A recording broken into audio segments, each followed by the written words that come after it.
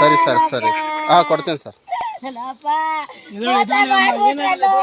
ದೇವ್ರೇ ಅಯ್ಯೋ ಭಗವಂತ ಲಪ್ಪ ನನ್ ಗಂಡ ಇದ್ದಿದ್ರಿ ಲಪ್ಪ ಲಪ್ಪ ಪಾಪ ಎಲ್ಲ ಫಲ ಬಂದಿರೋ ಗಿಡಗಳಲ್ವಾ ಪಾಪ.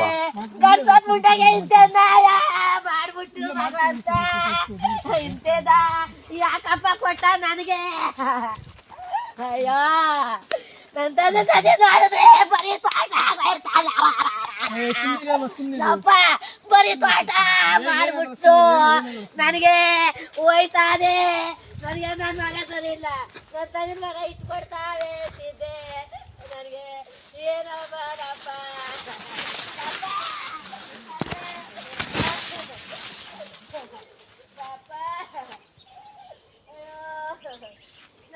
ಮುರುಕ್ನಿಯಲ್ಲಿ ಶಿವರುದ್ರಮ್ಮರ ತೋಟ ಸುಮಾರು ಒಂದು 8 ತೆಂಗಿನ ಗಿಡ ಪೂರ್ತಿ ಬುಡ ಸಮೇತ ಉಂಟಿಸ್ಬಿಟ್ಟಿದೆ.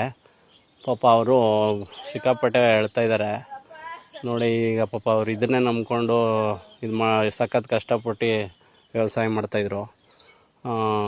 ದಯವಿಟ್ಟು ಅರಣ್ಯ ಇಲಾಖೆಯವರು ಇವರು ಏನಾದರೂ ಒಂದು ಕ್ರಮ ತಗೊಂಡು ಸರ್, ಆನೆಗಳು ದೂರಕ್ಕೆ ದೊಡ್ಡ ಕಾಡುಗಳಿಗೆ ಓಡಿಸೋಂಗೆ ವ್ಯವಸ್ಥೆ ಮಾಡಿ ಸರ್ ದಯವಿಟ್ಟು.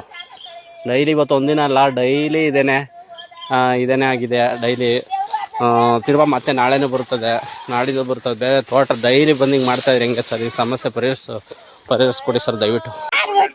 ಸರಿ ಸರ್ ಸರಿ ಹಾಂ ಕೊಡ್ತೀನಿ ಸರ್.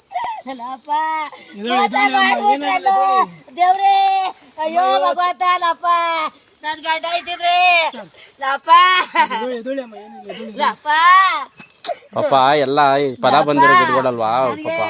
ಗಂಡ್ಸೋದ್ ಮುಂಡೆಗೆ ಇಂತೆದ ಮಾಡ್ಬಿಟ್ಟು ಭಗವಂತ ಇಂತೆದ ಯಾಕಪ್ಪ ಕೊಟ್ಟ ನನಗೆ.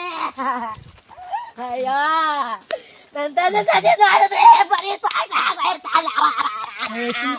ಲಪ್ಪ ಬರೀ ತೋಟ ಮಾಡ್ಬಿಟ್ಟು ನನಗೆ ಹೋಯ್ತಾದೆ.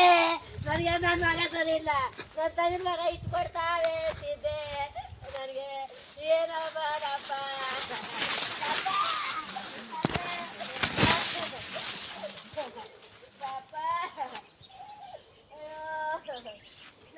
ಮುರುಕ್ನಿಯಲ್ಲಿ ಶಿವರುದ್ರಮ್ಮರ ತೋಟ ಸುಮಾರು ಒಂದು 8 ತೆಂಗಿನ ಗಿಡ ಪೂರ್ತಿ ಬುಡ ಸಮೇತ ಉಂಟಿಸ್ಬಿಟ್ಟಿದೆ. ಪಾಪ ಅವರು ಸಿಕ್ಕಾಪಟ್ಟೆ ಹೇಳ್ತಾ ಇದ್ದಾರೆ ನೋಡಿ. ಈಗ ಪಾಪ ಅವ್ರು ಇದನ್ನೇ ನಂಬ್ಕೊಂಡು ಸಖತ್ ಕಷ್ಟಪಟ್ಟು ವ್ಯವಸಾಯ ಮಾಡ್ತಾಯಿದ್ರು.